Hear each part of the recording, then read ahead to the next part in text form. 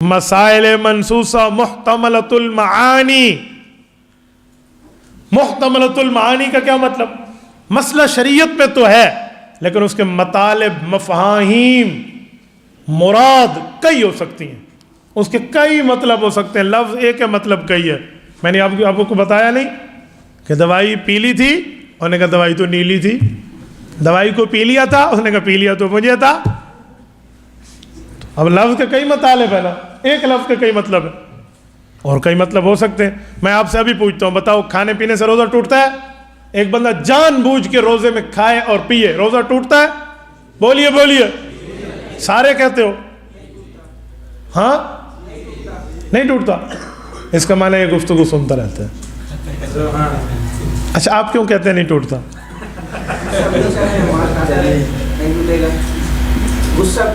Right, جواب آیا نا یار، کیا بات ہے.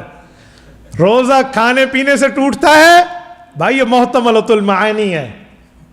کھانا کھانے، پانی پینے سے جان بوجھ کے روزہ ٹوٹتا ہے. غصہ پی جانے سے اور قسم کھا لینے سے جان بوجھ کے بھی روزہ نہیں ٹوٹتا. کون کہتا ہے روزہ کھانے پینے سے ٹوٹتا ہے؟ اب یہ محتملۃ المعانی ہے. ایک لفظ مطالب کئی ہے، ایک لفظ مفاہیم کئی ہے، ایک لفظ مرادیں کئی ہیں. ہو گیا نہیں ہو گیا؟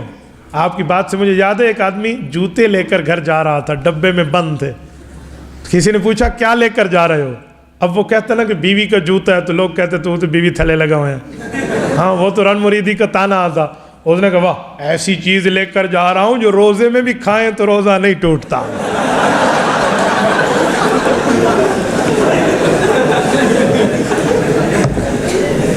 میری اس بات سنانے سے پچھلا سبق چٹ تو نہیں ہو گیا آپ کا؟ میں تو صرف آپ کو فریش کر رہا ہوں اگلے سبق کی تیاری کے لیے. تو محتملۃ المعانی، مسائل منسوسہ محتملۃ المعانی شریعت میں لکھا ہوا ہے لیکن اس کے مطالب کئی ہیں. آؤ دو مثالیں فائل سے لیجئے، صفحہ نمبر 6 کے اینڈ پر آئیے. مثال نمبر 1، مثال نمبر 2. مثال نمبر 1 کیا ہے؟ جس کو طلاق ہو جائے اس عورت کی عدت کتنے دن ہے؟ سورۃ بقرہ آیت نمبر 228، سورۃ نمبر 2 سورۃ البقرہ، پارہ نمبر 2. رب فرماتے ہیں والمطلقات یتربصن بانفسہن ثلاثۃ قروء، 3 قروء گزارے. اب قروء کا عربی میں معنی پاکی کے دن بھی ہوتے ہیں اور ناپاکی کے دن بھی ہوتے ہیں. پاکی کے دن بھی ہے، ڈیز آف دا مینسز، حیض کا معنی بھی اور طہر کا معنی بھی ہے.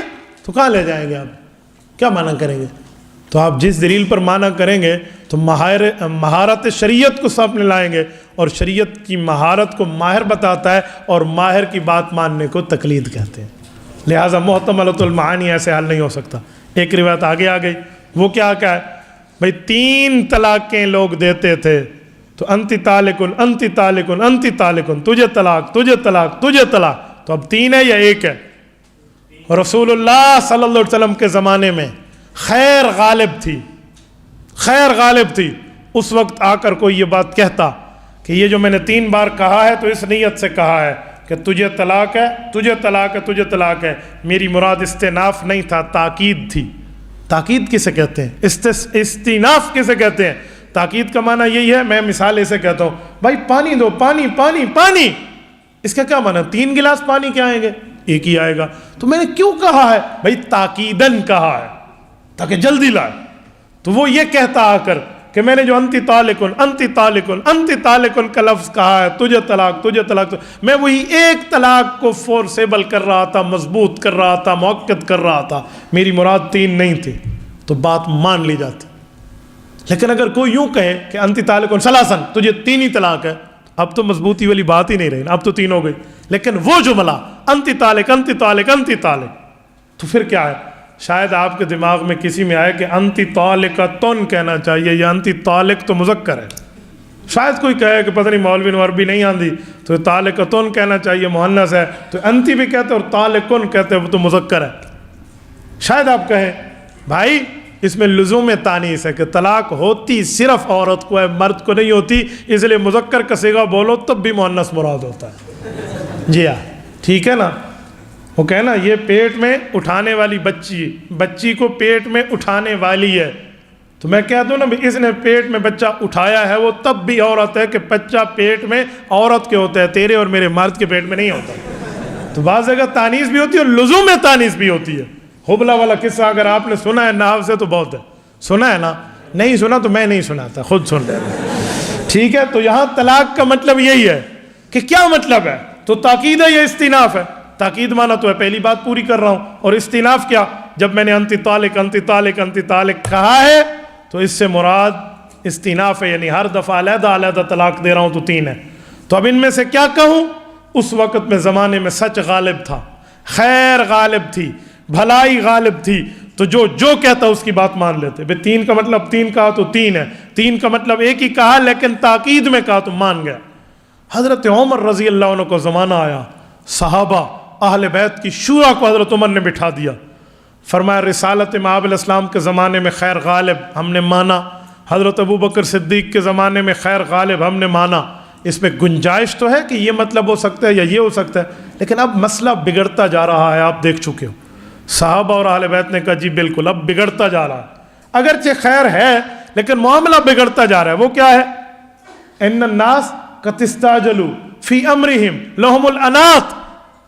ان لوگوں کے لیے گنجائش تھی، لیکن اب ہر بندہ 3 طلاقیں دے کے کہے کہ میری نیت 3 نہیں تھی 1 تھی، تو یہ کب تک یوں نیتیں مانتے رہیں گے؟ ایک شریعت کے مسئلے کے حل پہ تم پیغمبر کے صحابہ اور اہل بیت بیٹھے ہو، اتفاق کر لو کہ مراد کیا ہے. تو سب نے کہا کہ آج کے بعد یہ شریعت کے مسئلے کے پہلو کو متعین فرما کر بتایا جا رہا ہے کہ اگر کوئی کہے میں نے تجھے 3 طلاقیں دی ہیں تو 3 ہوگی، میں نے تجھے 1 دی ہے 1 ہوگی، 2 دی ہیں تو 2 ہوں گی، 3 دی ہیں تو 3 ہوں گی. اور اگر کوئی یوں کہہ دے تجھے طلاق تجھے طلاق تجھے طلاق، پھر ہم یہ بات نہیں مانیں گے کہ تو تاکید کر رہا تھا، جب 3 بار کہہ دیا تو 3 ہو گئی. یہ پیغمبر کے صحابہ اور اہل بیت کا مشترکہ فیصلہ ہے. کوئی کہہ دے ان کو کس نے اختیار دیا، یہ شریعت ساز بن گئے، یہ شریعت بنا رہے ہیں. میں کہتا ہوں نہیں، یہ شریعت سازی نہیں ہے، یہ شریعت بنانا نہیں ہے، یہ بنے بنائے مسئلے کو سمجھانا ہے. بتانا اور ہوتا ہے، بنانا اور ہوتا ہے، بتانا اور ہوتا ہے. حضرت عمر، حضرت عثمان، حضرت حیدر کرار رضی اللہ عنہ مجمعین، پیغمبر کے صحابہ اور اہل بیت نے رسول اللہ کے دن رات کو دیکھا ہے، شب و روز سے واقف ہیں، لیل و نہار سے واقف ہیں، گرمی سردی سے واقف ہیں، رسول اللہ کی صبح شام سے واقف ہیں، مزاج سے واقف ہیں، غصے سے واقف ہیں، نرمی سے واقف ہیں، تعلیم سے واقف ہیں، تدریس سے واقف ہیں، ایک ایک چیز جانتے ہیں. انہوں نے شریعت کی اس مہارت کی بنیاد پہ یہ فیصلہ لکھا ہے جو حضور سے سمجھا وہی امت کو بتایا. اب آپ یہ نہیں کہہ سکتے کہ انتی طالق انتی طالق انتی طالق میں تاکید میں کہہ رہا تھا.